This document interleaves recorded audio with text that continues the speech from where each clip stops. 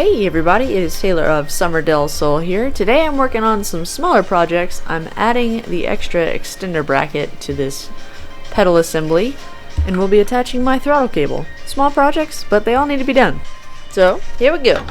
So a moment ago you could see where that extension needs to go. I had to drill through that component, and then of course, in order to get a little bit more leeway, I had to pull out the remaining bolts along this assembly. With it a little bit looser, I was able to squeeze that back behind where it needs to be installed. This part was a little bit of a pain point. And you have a fit. Alright, now the gloves are off. With that finally in place, it's time to reinstall all the nuts I took off. With the pedal assembly fully secure, I'm now focusing on trying to bend this accelerator pedal a little to the left because I'm going to have some trans-tunnel interference if I leave it that way.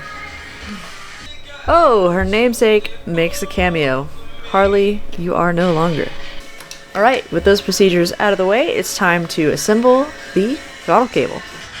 This seems pretty straightforward. The cable plugs into this open hole in the firewall. Before mounting it to the pedal, I gave it a little test pull.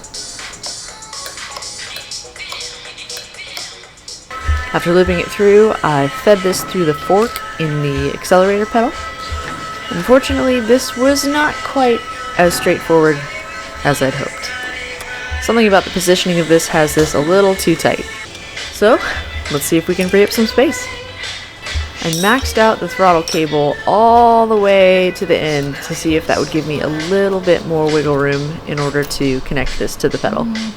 Even with this all the way back, I was skeptical as it just didn't seem like quite enough to actually push the pedal with. So, we'll see where it takes me. I don't know that that's going to be enough adjustment.